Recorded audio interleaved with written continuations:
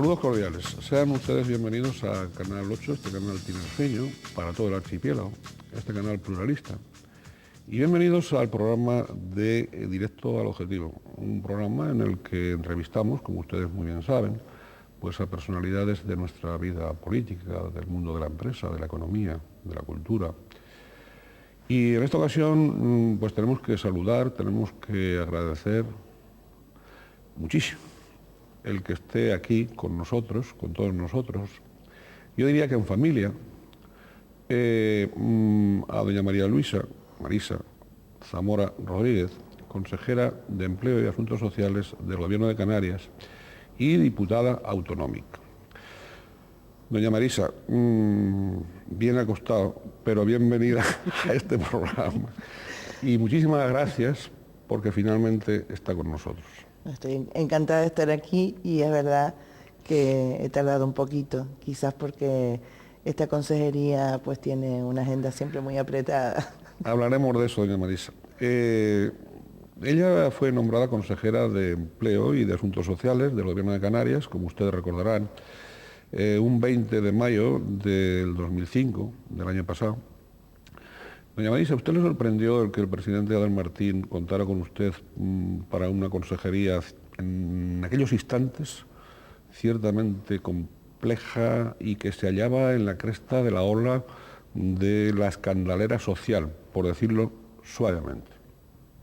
¿Le sorprendió o no? Esta consejería sí, concretamente, porque se había hablado de consejería de educación, Sí. hasta en otros momentos incluso de sanidad, pero la Consejería de Empleo y Asuntos Sociales la verdad que me sorprendió y bueno, hubo un momento en que estuve indecisa si aceptar o no, porque la verdad que es un reto complicado y como tú dices, en una época y en un momento en que había una gran crispación y en que había crispación pues desde los agentes sociales y económicos, voluntariado, colectivos y bueno, esta es una consejería en donde desde luego el diálogo y la concertación tiene que ser lo que prime en todo momento.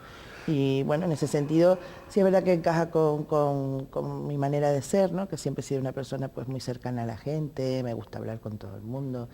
Y los asuntos sociales tampoco me son nuevos en el sentido de que he sido concejal de servicios sociales y he vivido a pie de calle los problemas, ¿no? Hablaremos de toda esa trayectoria, de toda esa experiencia acumulada. Cuando don Adán, yo tengo una curiosidad periodística sin mayor razón. Cuando don Adán contacta con usted, habla con usted, le da a elegir, porque claro, usted las rumorologías, como anticipado, pues sonaba para otras consejerías, que yo me imagino que hubiera desempeñado con el mismo empuje, con la misma solvencia y con el mismo espíritu de trabajo que usted tiene, con la misma cordialidad. Porque hay que recordar que doña Marisa es de esos gobernantes, pero de esos políticos, que es cordial. O sea, vamos a ver, que combina el trabajo y sabe trabajar y sabe dialogar. Y entonces, claro, eso no abunda mucho, porque en fin, pero no quiero anticiparme. En algunas de las, no piropeos, sino constataciones periodísticas de toda una vida pública, de ese enfoque el que no es muy común, que no es muy normal. Bien, dentro de esa normalidad, cuando don Adán contacta con usted para la consejería, ¿le da a elegir o ya le dice concretamente esta concreta?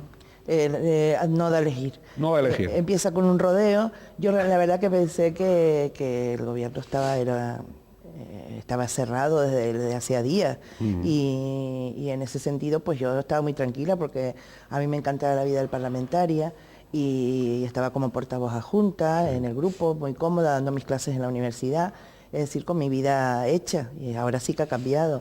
Pero no me da a elegir, o sea, empieza a hablarme del problema de los menores y yo le pregunto al presidente qué es lo que me está contando, que no sé a qué viene esa conversación, y bueno, de una manera más directa, y entonces pues cuando me dice que bueno, que ha pensado en mí para la Consejería de Empleo, pues yo me quedo en esos momentos pues chocada, y después le he dicho que quiero pensármelo aunque sea un ratito, y él dice que no mucho porque tiene que dar una rueda de prensa a las 10 o 10 y media de la noche. No me dice tampoco quiénes iban conmigo en el gobierno, que después estaba muy contenta de que Marisa Tejedor, que la conozco de toda la vida, pues también me acompañe, y después se lo comenté a mi marido me dijo que ni se me ocurriera, que yo siempre había salido muy bien de todos los puestos y que eso era un puesto con muchos problemas y muchas dificultades, quizás porque también él quería protegerme un poco, pero después yo, bueno, siempre tengo ese riesgo de decir esto es un reto y quiero ver si lo puedo, si puedo hacerme cargo de esta consejería con estas complicaciones, pero que creo que lo podemos hacer.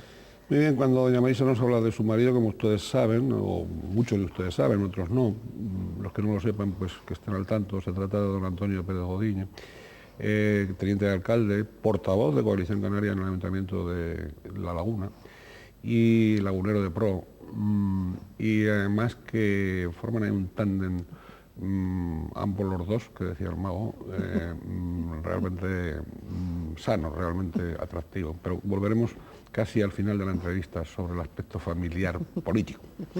Vamos a ver, cuando usted, en aquellas horas primaverales de su toma de posesión en la consejería, los centros de cumplimiento de medidas judiciales para jóvenes infractores estaban entre nosotros plenamente incendiarios, digamos, bueno, explosivos al límite, ¿no? No incluso habían ocurrido pues desgracias personales irreparables, delitos, etcétera, ¿no?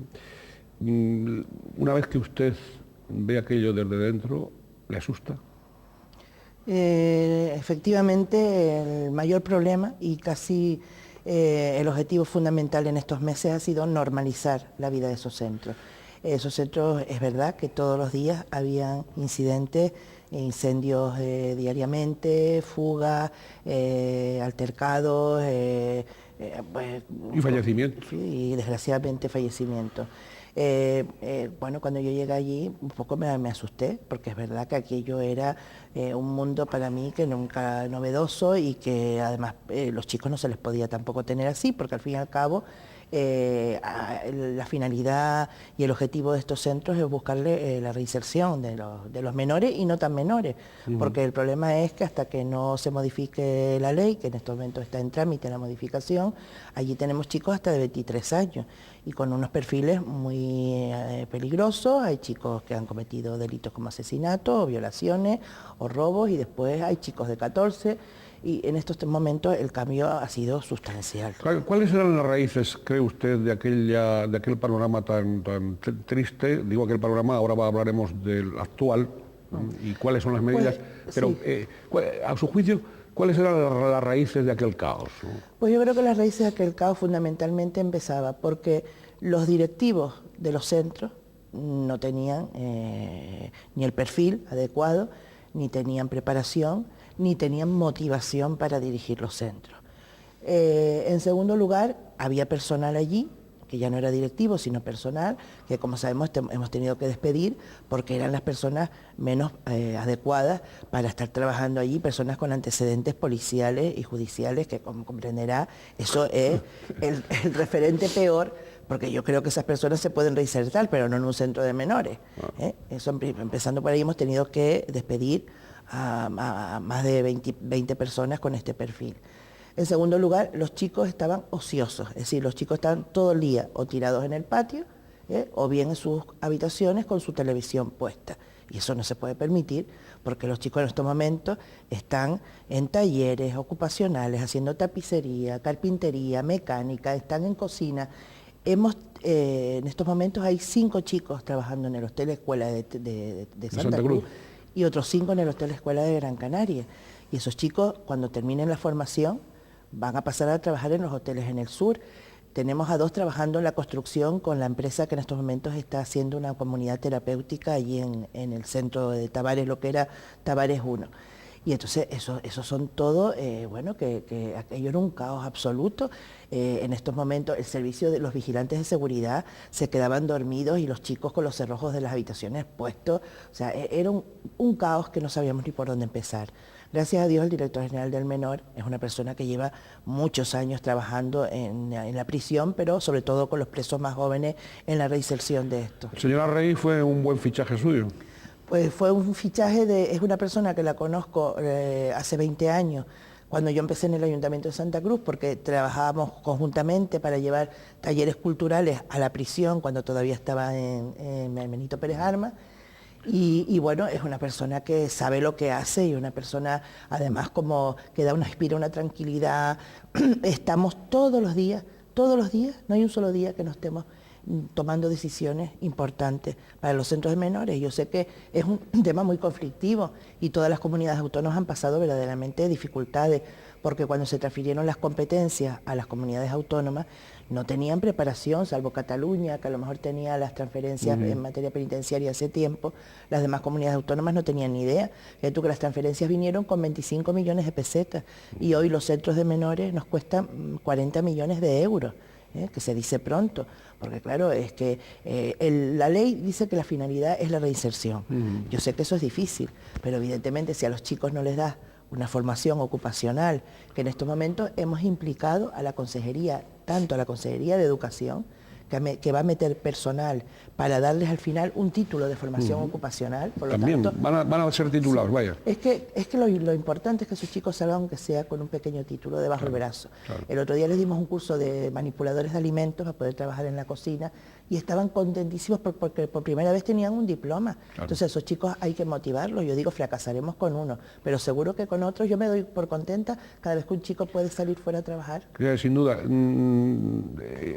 seguramente, aunque solo reinsertasen a uno, sí, vale la pena. Ya sería un esfuerzo válido. Bien, pero está hablando de tomar medidas continuamente, a diario. ¿Cuáles son las medidas que prevén, digamos, para un inmediato futuro y que todavía están pendientes? Bueno, pues ahora mismo estamos ya, que hemos terminado la ley por la que se crea el Instituto Canario de Reinserción Juvenil. Bien. Y es una ley muy importante porque va a marcar todo el destino de las políticas de los centros con medidas judiciales en Canarias, en donde van a estar implicadas, porque siempre se dice, no es que se privatizan los centros, no, van a ser más públicos que nunca, porque va a estar metido no solamente la Consejería de Empleo y Asuntos Sociales, sino la Consejería de Educación, la Consejería de Sanidad, porque tenemos que pensar que estos chicos, muchos tienen problemas, casi todos, de trastornos de conducta, muchos tienen problemas psiquiátricos, problemas de drogadicción, y estos chicos quedan fuera del régimen normal y del protocolo normal de actuación de sanidad. Los vas a llevar a un centro hospitalario y te lo atienden en urgencias, pero no los quieren dejar ingresados porque no los pueden tener en la planta de pediatría. Entonces estamos construyendo en estos momentos una comunidad terapéutica en lo que era antes Tavares 1, para chicos que este año terminan las obras, para chicos sometidos a medidas judiciales, y una comunidad terapéutica en Gran Canaria, en el Hospital Militar, para chicos con graves problemas de trastornos de conducta. El mayor problema que tenemos en estos momentos es encontrar suelo. Tenemos muchos chicos de Gran Canaria y de Lanzarote en Tenerife, y en Gran Canaria hay que hacer un centro nuevo, y nos hemos movido a nivel de todos los ayuntamientos, tocar las puertas, pero nadie quiere nadie quiere hacerse cargo. Un centro. Tenemos ahora un solar en Lanzarote, tenemos aquí 10 chicos en Lanzarote y 23 en Gran Canaria, o sea que es un número importante, y vamos a hacer un centro en Lanzarote, pero evidentemente yo creo que no solamente construir centros, sino la finalidad es el que haya gente dirigiendo estos centros motivados, que les gusten los temas de menores, gente preparada y de luego gente que pueda formar a estos chicos. Marisa, esa ley que usted está comentando, esa nueva ley territorial, para sacarla adelante antes de que acabe la legislatura. Ya la ley está preparada, ya la ley probablemente la llevemos a Consejo de Gobierno en este mes, porque está preparada, ya está elaborada, y después irá al consultivo y entrará en el Parlamento. Es que tiene que salir tiene que salir antes de que termine la legislatura. Y lo bueno es que además en esos órganos que establece la ley están también jueces y fiscales, porque se había roto el diálogo con jueces y fiscales, y en estos momentos hay una colaboración y un diálogo fluido y constante con toda la Fiscalía de Menores. menores, y después están, por ejemplo, pues gente que está relacionada con el tema de los menores. Yo creo que es un instituto importante en donde también está la Consejería de Presidencia y Justicia, por supuesto, porque siempre se ha hablado de que en realidad este tema de menores con medidas judiciales tendría que estar en la Consejería de Presidencia y Justicia. Lo que pasa es que cuando nosotros llegamos y nos encontramos cómo estaba este problema, yo dije que si alguna vez se traspasaba, pues me gustaría antes entregarlo en mejores condiciones que las que yo me encontré. Hay que comentar que según las referencias que tenemos, doña Marisa no solo ha tomado el pulso a esa situación, no solo ha cambiado ella, su equipo, sino que su relación, o sea, esa labor de coordinación entre las distintas consejerías, ese no marcar compartimentos estancos, que es lo que a veces en la administración, en las administraciones públicas, pues dificulta el hallazgo de soluciones. También acompaña con la vertiente humana. La vertiente humana es que a doña Marisa, siendo miembro del gobierno, siendo consejera de Empleo y Asuntos Sociales, siendo diputada, siendo profesora universitaria, se relaciona directamente con esos menores. Habla con ellos, los visita, pero no visita de estas para llamar a los medios y a las televisiones y a que salga la fotito, sino en el día a día. ¿Eso es así? A mí me gusta. ¿Pero eso es así? Sí, sí, eso es así. A mí me gusta estar con ellos y, bueno, de vez en cuando se han portado bien, pues le llevo un futbolín, le llevo alguna cosa que sé que ellos pues, también tienen que tener el tiempo para un poco de ocio. Y después hablo con ellos. El otro día te cuento una cosa, una anécdota. Uno de los chicos que estaban trabajando en el Hotel Escuela, trabajaba muy bien, pero se fue con la educadora a un centro comercial en Santa Cruz y robó una prenda de vestir, y cuando salió de allí empezó a pitar aquello y la educadora, una vergüenza. En total que el chico, cuando se le dijo, bueno, ¿y por qué haces esto? Si es que en el Hotel Escuela vas a ganar 1.000 euros al mes. Dice, es que era mi media hora de descanso y todavía no me habían pagado. Entonces el otro día me lo encontré, fui a Tabares, y entonces estaba el chico trabajando en la cocina y le dije, pero no te dije que era la última oportunidad que tenía. Y dice él, es que se me fue la mano. Y digo, bueno, pues, y eso lo que pasa es que al final, pues vas a seguir intentándolo con este chico, ¿entiendes? No puedes tirar la toalla. Y a mí me encanta llegar, tenemos un magrebí que tiene 14 años que juega al fútbol, que eso es... Una maravilla. Bueno, vinieron 5 jugadores del Tenerife, hice un partido de fútbol con ellos y no podían coger una pelota con el chiquillo este. Digo, esto es una cantera para el Tenerife, o sea que tengo que hablar con la nueva directiva. Y bueno, cada uno tiene sus problemas, porque son familias, los tratas uno a uno y son familias desestructuradas, con muchos problemas. Estamos trabajando mucho en la prevención, porque este año hemos aumentado el presupuesto una cantidad bastante fuerte en prevención, para trabajar ya con los ayuntamientos, con equipos de riesgo, con centros de día donde llevar a los chicos, porque cuando todavía no han comenzado esa carrera delictiva, yo creo que es más fácil intervenir y trabajar con ellos que no cuando ya están en los centros, en donde ya es mucho más difícil, ¿no? Pero evidentemente el hecho de estar con ellos, y ya me conocen, la consejera, y después los tratas y son, bueno, yo me gusta mucho estar allí y cada vez que puedo pues me doy un salto, ¿no? Eso es humanizar la reinserción, humanizarla, pero claro, humanizar es olvidarse de uno mismo y pensar en los demás y pensar en los que más lo necesitan, ¿no? Es decir, que en este caso estos menores. Pero ya que estamos con menores, doña Marisa, vamos a hablar de esos menores también inmigrantes no acompañados, de los centros que los acogen y de esas reivindicaciones antiguas que venían por parte de FECAI desde años atrás, de la Federación Canaria de Islas, de los cabildos, en cuanto a los convenios con la consejería, etcétera, etcétera. Y a esto último que ha sucedido, digamos, esta especie de alarma, que vamos a ver si es auténtica o no, usted nos lo dirá, o es ficticia, por parte del Cabildo de Fuerteventura, me parece que sí. No, de Gran Canaria. Perdón. De Gran Canaria. Perdón, ¿por qué me ha salido lo de Fuerteventura cuando era Gran Canaria? Venga.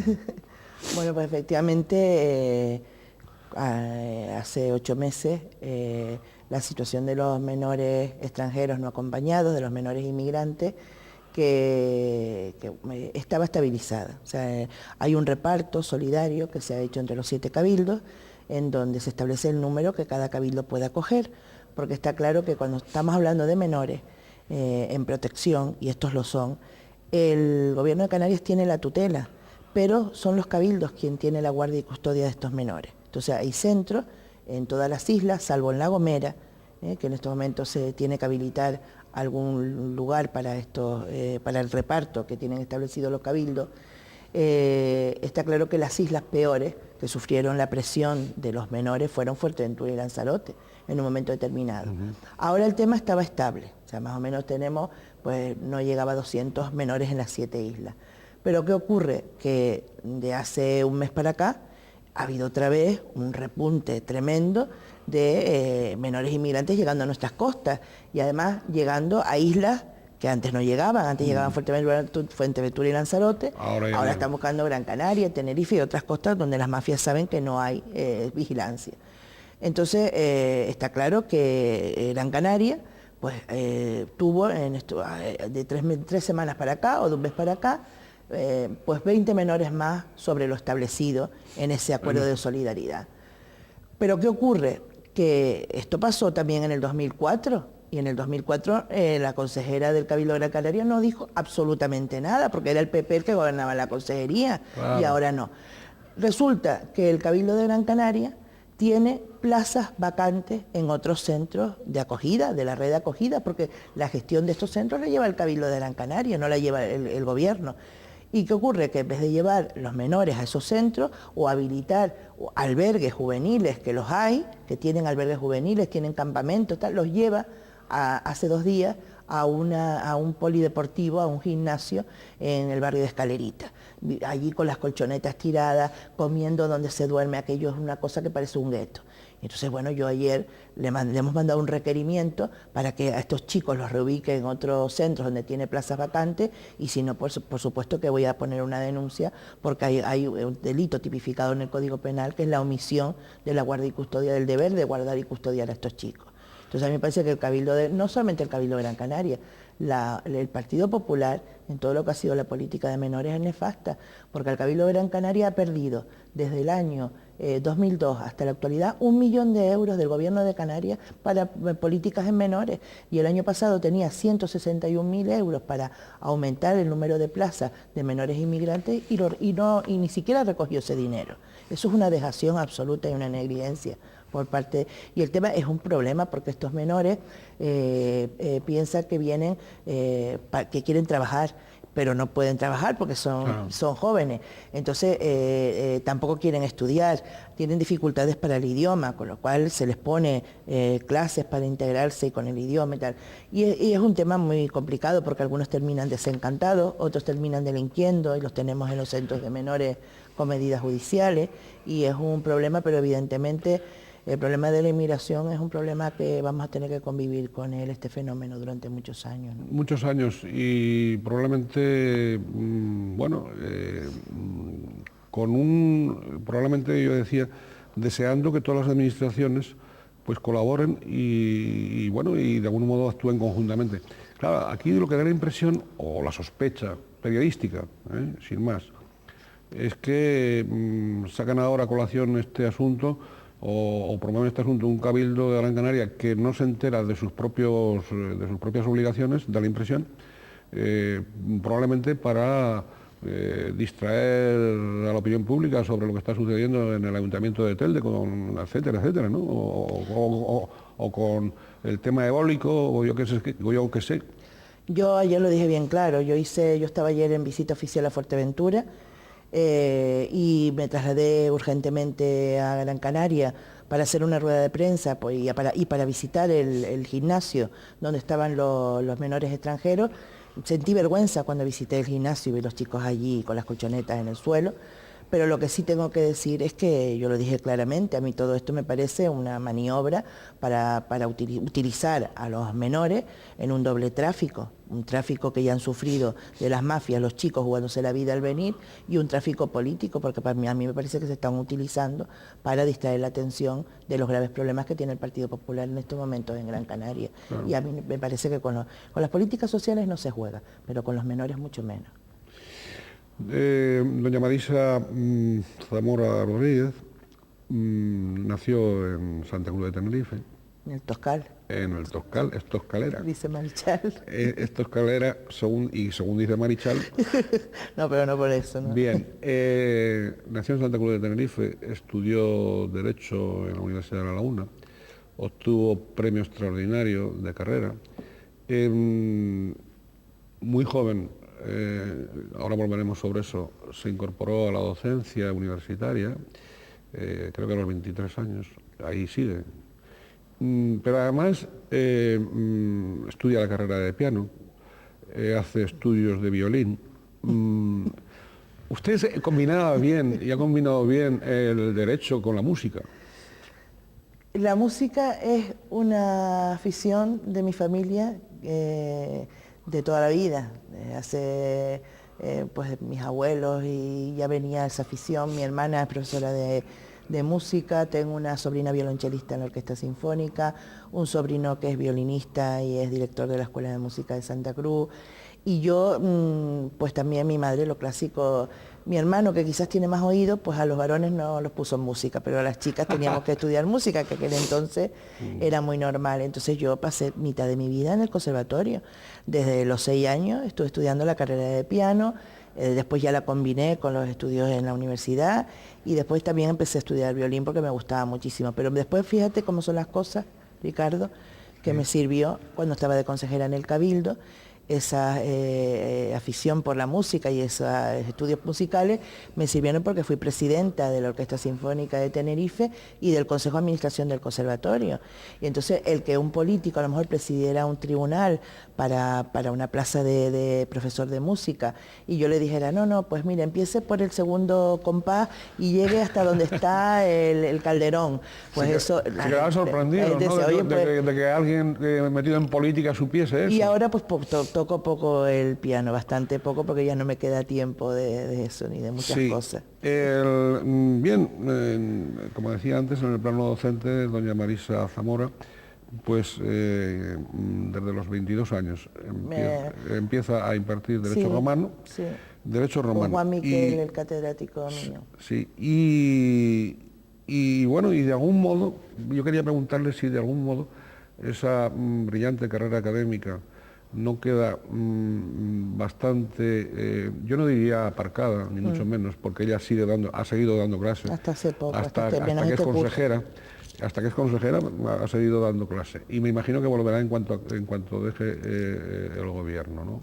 Bien, pero yo quería decirle que no es que aparque, pero sí, de algún modo, su dedicación política le ha apartado de una carrera investigadora y docente universitaria que desde el principio era tan brillante. La verdad que cuando yo entré en política entré de una manera pensando que era algo muy ocasional en mi vida, algo muy pasajero. ¿Al Ayuntamiento de Santa Cruz? Al Ayuntamiento de Santa Cruz, que fue una época maravillosa, luego con Manolo Hermoso y con Adam Martín, Miguel Cerolo, Aniorama. Y la verdad que fue una época para mí, ya lo digo, que guardo un gratísimo recuerdo de eso. Y yo he estado muchos años siempre, pues con un mal sentir de decir he tirado por la borda toda la posibilidad de tener una carrera universitaria mucho más brillante, de poder investigar, de poder publicar o de dedicarme al ejercicio de la abogacía, que también me hubiera gustado. Y sin embargo, lo he renunciado, no, es una decisión personal, pero cuando ha pasado el tiempo ya no veo las cosas así y digo, mira, la vida es cuestión de alternativas y hay que elegir. Y yo he elegido este camino y me ha enriquecido un montón y sobre todo la cantidad de gente que yo he podido conocer, la cantidad de relaciones, la cantidad de amigos que tengo, el que voy por la calle y todo el mundo me va saludando, eso no se cambia por nada.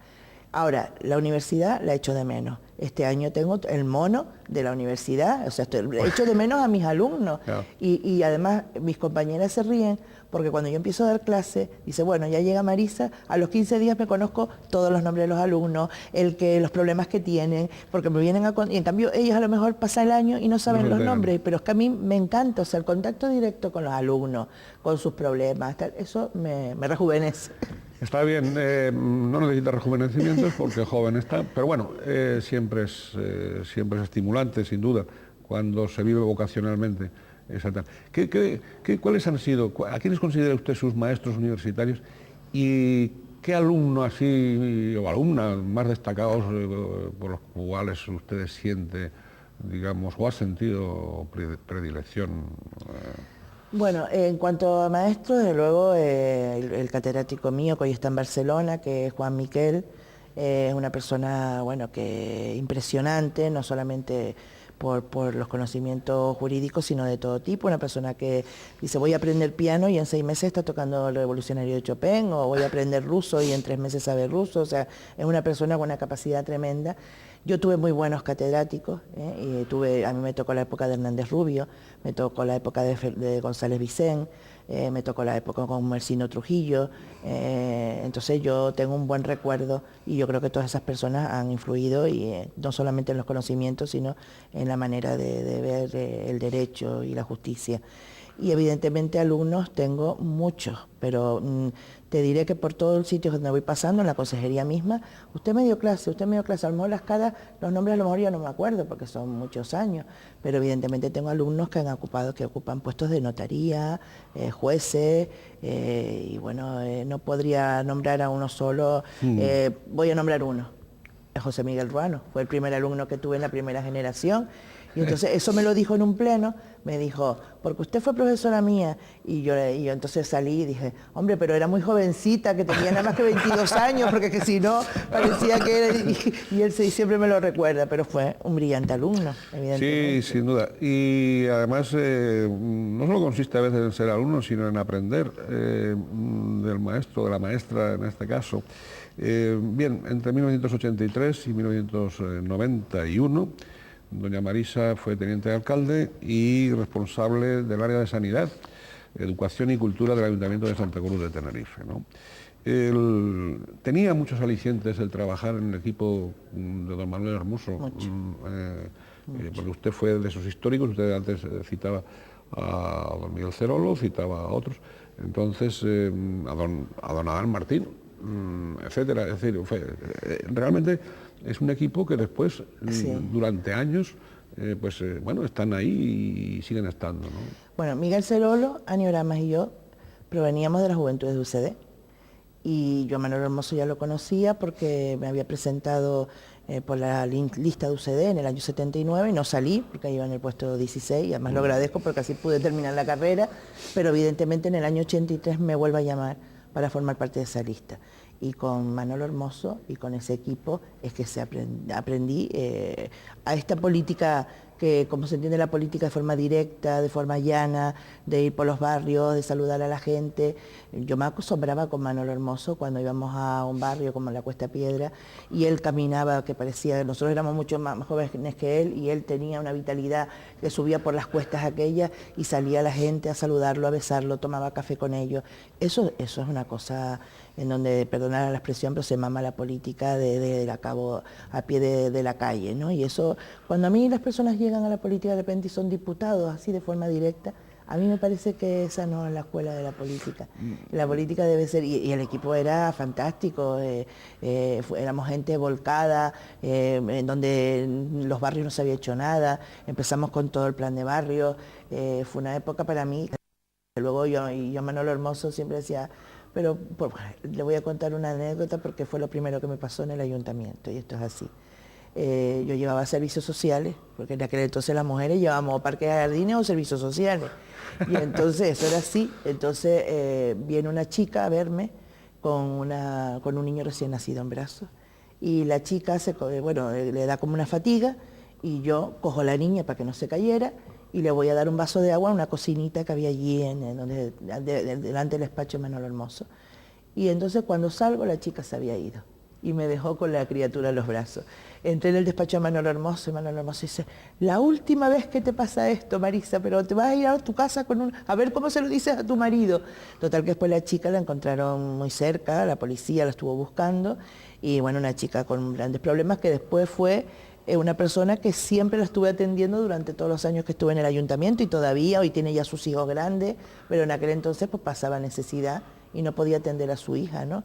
Y eso es una anécdota, de luego, que Sí. marca lo que era, que define un poco lo que era la vida municipal, ¿no? Sí, y también, si me permite decirlo, es exponente de cómo empezar desde la administración más cercana, desde abajo, Exactamente. en forjar, digamos, el currículum político es importante. A continuación, usted, de ese paso por el Ayuntamiento de Santa Cruz de Tenerife, sigue, digamos, en ese orden de esto administrativo, sigue al Cabildo, ¿no?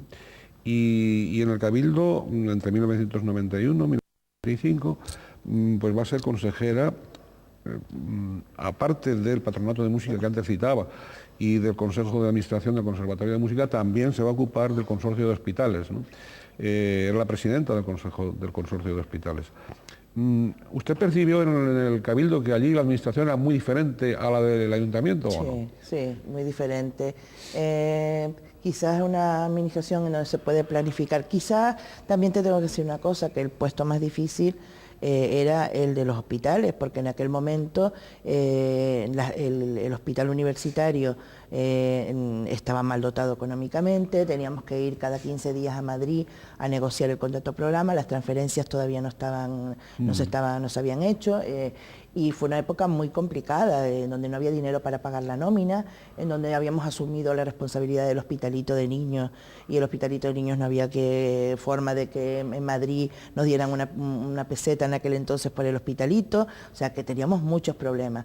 Y además a mí no me gustaban los hospitales, porque el presidente, en aquel momento también Adán Martín, pues me dijo, ¿qué es lo que quieres llevar en el Cabildo? Y dije, bueno, cualquier cosa menos los hospitales. Y para qué habrá hablado, porque yo he sido siempre una persona aprensiva, y cuando estaba en el hospital pues aprendí de todo, aprendí de medicina, tuve el síndrome del estudiante de medicina, de estar hablando tal, y este bulto me lo noto yo también aquí, o sea que, pero desde luego fue una experiencia estupenda. Ahora el Cabildo es totalmente diferente al ayuntamiento, porque no tienes el contacto, menos la consejería esta, pues no tienes ese contacto directo con los ciudadanos, sino quizás ahí con los alcaldes, planificas a medio y largo plazo, cosa que en el ayuntamiento a veces es imposible, porque el ayuntamiento es la política directa, y esto que en la agenda tienes a lo mejor un listado de cosas por hacer, y cuando llegas te das cuenta que no es No hay posible, manera. ¿no? Doña Marisa después vuelve al Ayuntamiento de Santa Cruz, 1995-1999, y como portavoz del Grupo de Coalición Canaria, segunda teniente de alcalde y concejal de Personal y Recursos Humanos, ¿no? Luego va a ser en 1999 cuando pasa al Parlamento, digamos, de una manera más tal, y como secretaria primera de la Cámara hasta el 2003, ¿no? Otra vez, otro cambio de trabajo distinto, Sí. digo, en el Parlamento con respecto al Cabildo Sí, y al Ayuntamiento. bueno, en la época del ayuntamiento me ilusionó otra vez el volver con Miguel Cerolo, porque hemos sido amigos durante toda la vida, hace muchísimos años, y él pidió tener una persona para tener la portavocía, y volví. Después del cambio al Parlamento, pues yo fui muy reacia a ir al Parlamento de Canarias, porque yo decía que eso era una política demasiado elevada y que a mí eso no me gustaba. Pero en verdad me encanta, me gustó muchísimo el trabajo de estar en la redacción de una ley, o estar de ponente en una ley, o en las comparecencias en una comisión determinada, que después estuve muy vinculada al tema de sanidad. Y en la mesa del Parlamento fue un trabajo estupendo, porque en aquel momento Bravo de Laguna, estaba García San Juan, Augusto Brito, Belén Allende, formábamos un equipo en donde creo que hicimos cosas importantes para el Parlamento, de dejar política de inversiones hechas, que se compró en aquel momento el edificio Telefónica que está enfrente, que es donde irán el futuro los grupos parlamentarios. Hicimos una política de hacer una RPT para el personal del Parlamento, y éramos un grupo muy bien avenido. Yo, la experiencia en el Parlamento a mí me ha gustado muchísimo. Bien, en el 2003 vuelve, es segunda en la lista de Coalición Canaria, a continuación por Tenerife, tras el candidato presidente después, don Adán Martín. Y yo quería preguntarle, sí, en este momento, bueno, hasta ser consejera, fue portavoz adjunta. Una preguntita que en aquel momento, porque todo el mundo esperaba que la portavoz parlamentaria del Grupo de Coalición Canaria fuera doña Marisa estaba cantado. Bueno, pues por ese trabajo anterior, que ella ha pasado solo de puntillas, que fue muy intenso, y por otras circunstancias. ¿Usted se sintió algo frustradilla, pues al no ser designada, no adjunta, sino portavoz del grupo? Sinceramente. No, lo que en aquel entonces me hubiera gustado seguir en la mesa del Parlamento, con el puesto de vicepresidente, que fue después para Victoriano Río.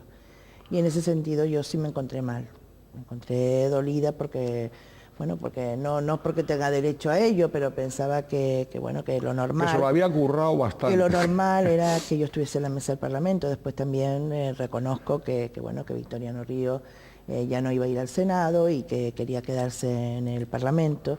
Y bueno, a mí esas cosas en 2 días se me pasan, porque yo soy así. O sea, en el primer momento me encontré mal porque tenía la ilusión de ir otra vez a la mesa del Parlamento, pero después me incorporé perfectamente a mi grupo y estaba más feliz que todas las cosas. O sea que no soy de las personas que ni soy rencorosa, ni soy una persona que eso me signifique que pues ahora no trabajo, ahora no hago lo mismo. No, yo me volqué con mi trabajo y desde luego en política y en todos sitios pasan cosas de ese tipo. O sea que sin mayor importancia. Claro que pasan. Y ese don de no ser rencorosa, de no tener resentimientos, pues es un signo de inteligencia, al final. Aparte de generosidad, pero también de inteligencia. No es conocido ningún resentido que sea inteligente. Casi siempre navega en la torpeza del egoísmo. Bien, pero hecha esa consideración mínimamente de aprendiz periodístico, vamos con otra cuestión. Es que es horrible estar viviendo ahí con rencores. Eso debe ser tremendo, para mí, ¿no? Yo me acuerdo una vez con Manuel Hermoso, un político de la oposición, y además ya murió, que a los 10 años empezó a decir en un pleno todo lo que sentía de rencor y tal por el equipo que entonces gobernaba. Yo me acuerdo que Manuel Hermoso le dijo, qué horror estar tantos años viviendo con todo eso dentro. Debe ser horrible, ¿no? Sí. Y en cambio a mí lo bueno es que todo, bueno, igual que cuando me enfado con mi marido, me dura una hora y después todo se me olvida, o sea que eso es así. Sí, se guarde durante 10 años o no se guarde y se exprese, sigue siendo lamentable todos esos resentimientos. O deben serlo, vamos, para los que lo sufren, ¿no? Bien, vamos con la consejería, con otros aspectos, digamos, al hilo de la actualidad primera. Bueno, está ahí en marcha esa ley de la dependencia, ese proyecto de ley de la dependencia estatal. Creo que puede haber, o que usted baraja aportaciones, digamos, canarias a esa nueva ley, ¿no? Una ley importante, ¿no? La ley de dependencia es, desde luego, una ley que se define como el cuarto pilar del estado del bienestar social, porque piensa que durante los últimos 10 años hemos consolidado un servicio sanitario público, universal y gratuito, una enseñanza pública, y los próximos 10 años van a ser los 10 años de los servicios sociales, estoy convencida. Esta ley es una ley muy importante, es una ley que significa que todas aquellas personas dependientes, como pueden ser personas mayores o discapacitadas, tienen derecho, no es ya que vayan a pedirlo, tal, no, ya tienen un derecho reconocido a acceder a algunos de los recursos que establece la ley, que puede ser una residencia, un centro de día, atención domiciliaria, teleasistencia, etcétera, etcétera. Quizás lo más novedoso es que aquellas personas que cuidan a un familiar dependiente pueden, si no tienen un recurso cerca, pueden tener derecho a recibir un sueldo y a ser dados de alta en la seguridad social. O sea que también hay temas que se puede abrir un melón, o sea que hay que ver que en países como Suecia, por ejemplo, dieron marcha atrás con ese tipo de medidas. ¿Qué es lo que ocurre? Que luego la ley en Canarias va a afectar a más de 60.000 personas. O sea, un número muy importante porque hay muchos casos de personas dependientes que ahora mismo no se sabe y que van a aflorar en ese momento, al tener ya reconocido un derecho. Puede tener un efecto llamada importante en Canarias para todos los canarios que puedan retornar de Venezuela, de Cuba, que ya vienen a Canarias porque tienen derecho a una residencia, una plaza en un centro de día o demás. Tenemos el problema de los pensionistas europeos, que también, si son pensionistas europeos, y aquí en Canarias con el buen clima, pues pueden venir aquí y decir, no, yo voy a envejecer en un centro de Canarias, sin tener derecho a compensarnos económicamente. Por otra parte, el tema competencial nuestro es muy complicado porque nosotros tenemos los servicios especializados transferidos a los cabildos. Y hay unos cabildos que tienen ya las competencias transferidas y otras delegadas. O sea que todo ese tema tiene, yo le he mandado un escrito al ministro, más el tema económico. El tema económico, hay una ficha financiera, en principio hasta el 2015. ¿Y qué es lo que pasa después del 2015?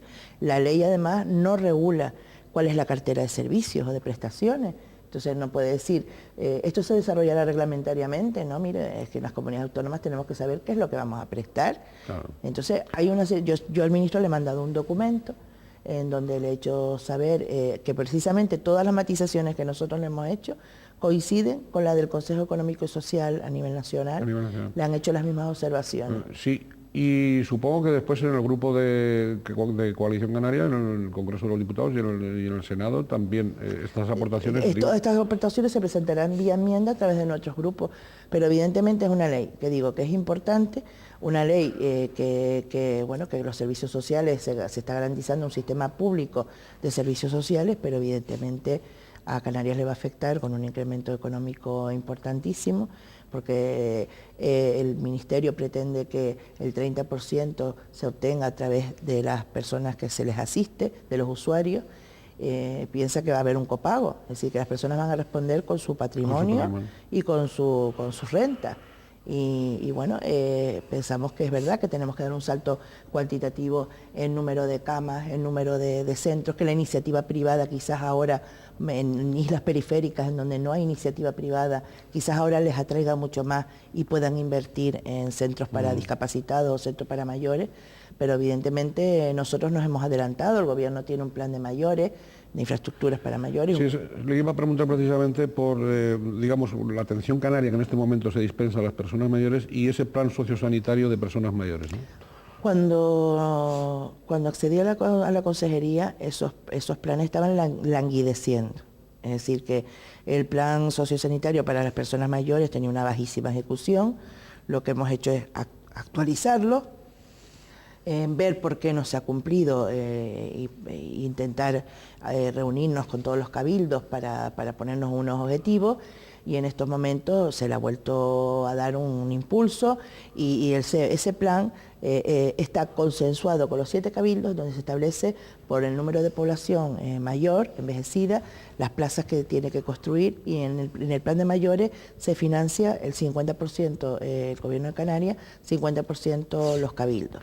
Pero esos planes ahora van a ser pecata minuta, con arreglo al despliegue tremendo de recursos que tendremos que efectuar desde el 1 de enero del 2007, porque la ley pretende que entre en vigor el 1 de enero del 2007. Lo que pasa que gradualmente, primero para las personas con mayor grado de dependencia, lo que se llama la gran dependencia, e ir poco a poco así hasta el 2015. Oiga, ¿y cómo es que su antecesora en la consejería, y conste que no quiero poner a pelear a nadie, doña Águeda Montelongo, denunciaba estos mismos días de que la consejería, su consejería, tenía bloqueados 5.000, creo que expresó 5.000 pensiones no contributivas que las tenían. ¿Eso qué es? Bueno, las pensiones no contributivas también en parte es entre los ayuntamientos y el gobierno de Canarias, o sea, las personas que van al ayuntamiento y al final pues se demuestra que no tienen otro tipo de entradas económicas ni de renta, tienen derecho a una pensión no contributiva. Y además Canarias son de las comunidades autónomas en donde hay un mayor índice de pensiones no contributivas. Pensemos que, por lo que estábamos hablando antes de los migrantes retornados y toda la gente mayor.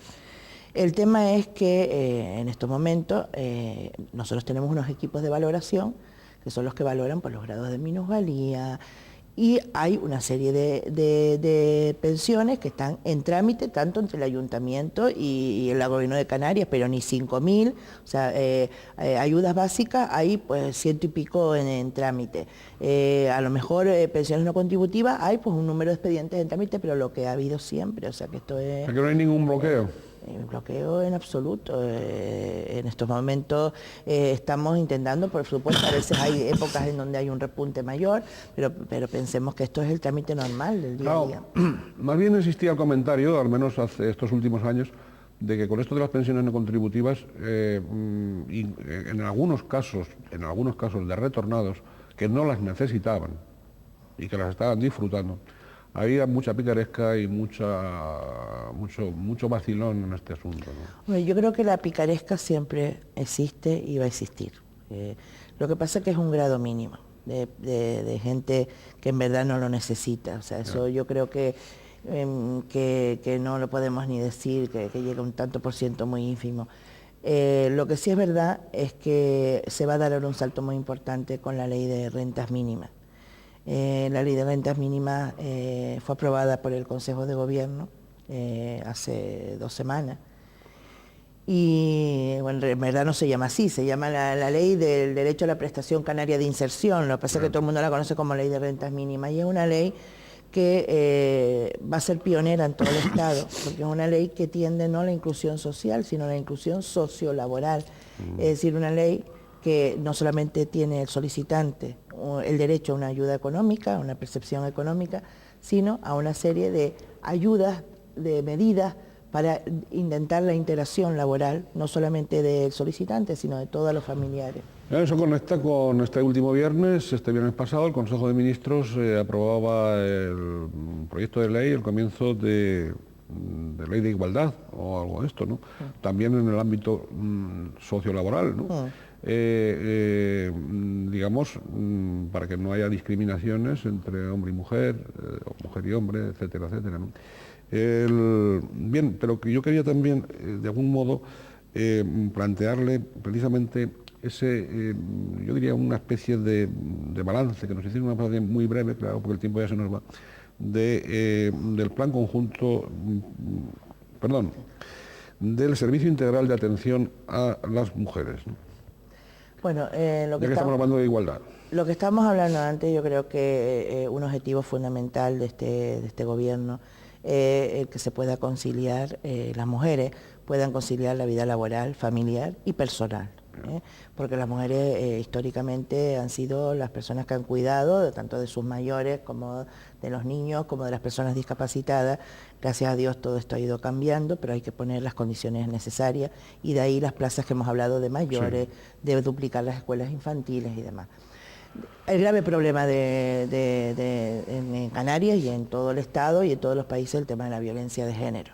El tema de la violencia de género, que es un problema que ahora se dice que hay más denuncias, pero yo creo que es que las mujeres se encuentran más protegidas, y cuanto más medios de protección se les ponga, más se atreverán a denunciar, porque antes era algo oculto y algo que sucedía en el terreno íntimo de las 4 paredes donde vive una familia. Yo creo que hay todas las administraciones que tenemos que estar de la mano, y en este sentido lo que se hace el Instituto Canario de la Mujer es potenciar todo lo que es tanto la red de acogida de mujeres maltratadas, como todo el tema de atención a través del 112, y trabajando con los cabildos y con los ayuntamientos. Claro está, esa es una lacra, que es verdaderamente una lacra social, un gran problema de Estado, el tema de la violencia de género. Bien, ya que estamos hablando del Estado, inmigración, el plan conjunto Canarias-Estado sobre inmigración.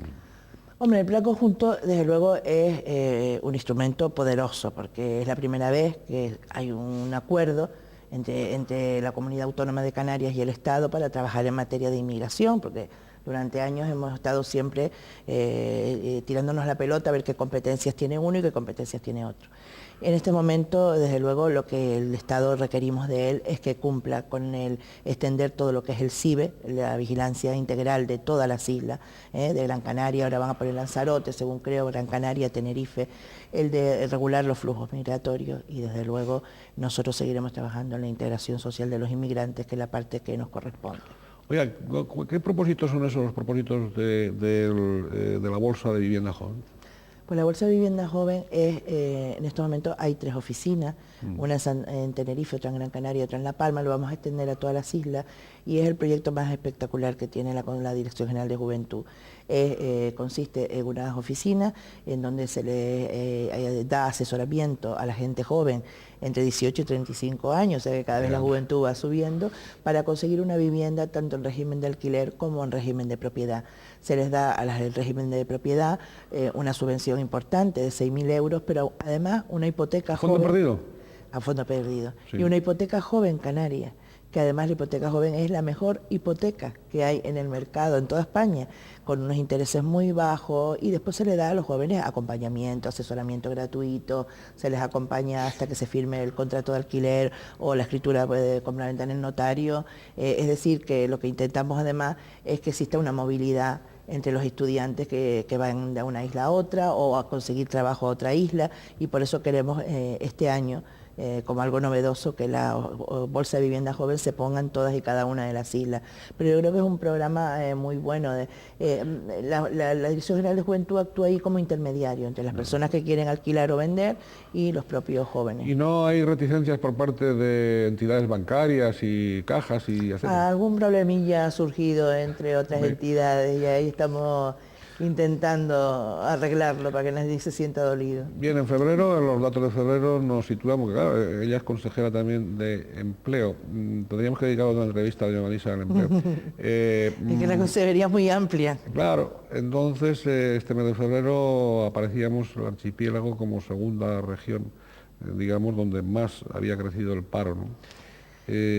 ¿Cómo estamos? En estos momentos es que todo hay que valorarlo desde el punto de vista y desde la óptica correcta. Somos de las comunidades autónomas que más creamos empleo. Lo que ocurre es que nosotros estamos creciendo a un ritmo de 50.000 personas al año. Y cuando el crecimiento normal vegetativo tenía que ser de 6.000. Entonces, lo que estas personas vienen a Canarias en busca de trabajo. Y lo que sí en estos momentos la demanda es mayor que la oferta. Hemos creado 40.000 puestos de trabajo el año pasado, se han creado más de 7.000 empresas. Lo que ocurre es que hay mucha gente que quiere incorporarse al mercado laboral y es imposible poder satisfacer las necesidades en este momento de trabajo. Por eso estamos trabajando mucho en la formación, estamos trabajando en todas las islas buscando nuevos yacimientos de empleo, dirigir la formación y el empleo a las demandas de cada isla, y estamos trabajando mucho en ese tema, pero es un tema con muchas dificultades. Muy bien, pues fíjense, se nos ha ido el tiempo, lamentablemente, cuando casi, yo diría que casi me gustaría empezar la entrevista sin borrar absolutamente nada de todo lo que nos ha dicho doña Marisa, que ha sido mucho, vamos, abundante y muy interesante. Pero sí tendría que, ya casi para acabar, bueno, pues antes decíamos que está casada con don Antonio Pérez Godillo, teniente de alcalde y portavoz de Coalición Canaria del Ayuntamiento de San Cristóbal de la Laguna. En el matrimonio tiene una hija, estudiante de farmacia, va por segundo curso. Segundo curso. Bien, y quería un poco de alguna manera... ¿Cómo concilia, primero, o sea, tres cositas así muy... ¿Cómo concilia doña Marisa esa vida familiar, esa vida de actividad tal?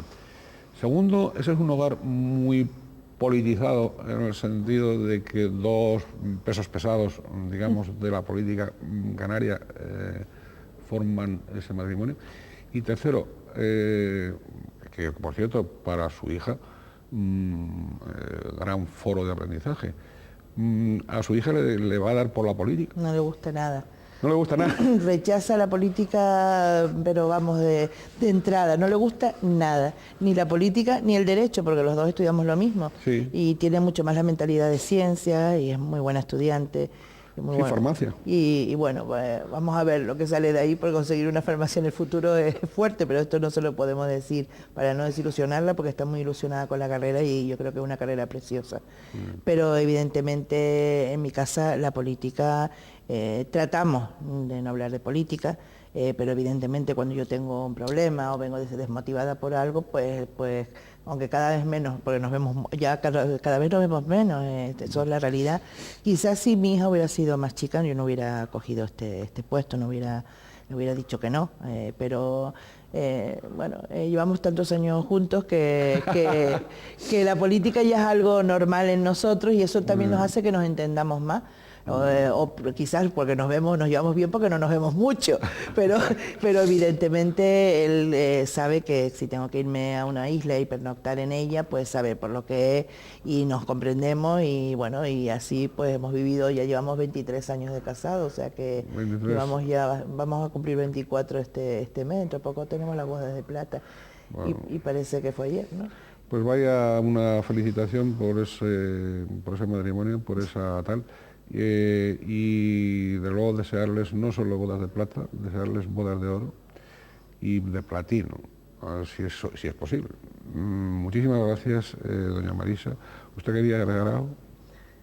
¿Usted quería agregar algo para acabar? Pues no, porque he estado muy a gusto, que se me ha ido el tiempo en un momento y que otra vez intentaré venir, no tarde tantos meses para poder continuar con muchos temas que nos acaban en el tintero, pero que bueno, que hoy hemos hecho un repaso tanto de mi vida política y profesional como de nuestro momento, de las cosas que estamos más importantes en la consejería y que me ha gustado mucho estar aquí. Se me ha pasado la hora volando. Muy bien, pues muchísimas gracias a nosotros también. No tiene que excusarse, nosotros somos comprensivos, ha estado metida y está metida en su trabajo y eso ha demorado esta entrevista. Pero también es cierto que ha tenido la parte muy positiva de que viene después ya de trabajar en la consejería y no de simplemente tomar posesión y ya está, ¿no? Con lo cual probablemente la entrevista, si hubiese ella cumplido a los requerimientos nuestros, hubiese sido más teórica, más tal, y así pues hablado ya con la voz de la experiencia y con la voz del trabajo que se está realizando. Muchísimas gracias, doña Marisa, muchísimas gracias a todos ustedes y desearles, como siempre, que sean felices en la medida de lo posible. Pueden ser también felices en un matrimonio, pueden ser también felices en un trabajo, pueden ser también felices en cualquier circunstancia personal, familiar, etcétera, que tengan. Pero todavía serán más felices si piensan un poquito más en los demás y piensan un poquito menos en cada uno de ustedes. Muchísimas gracias.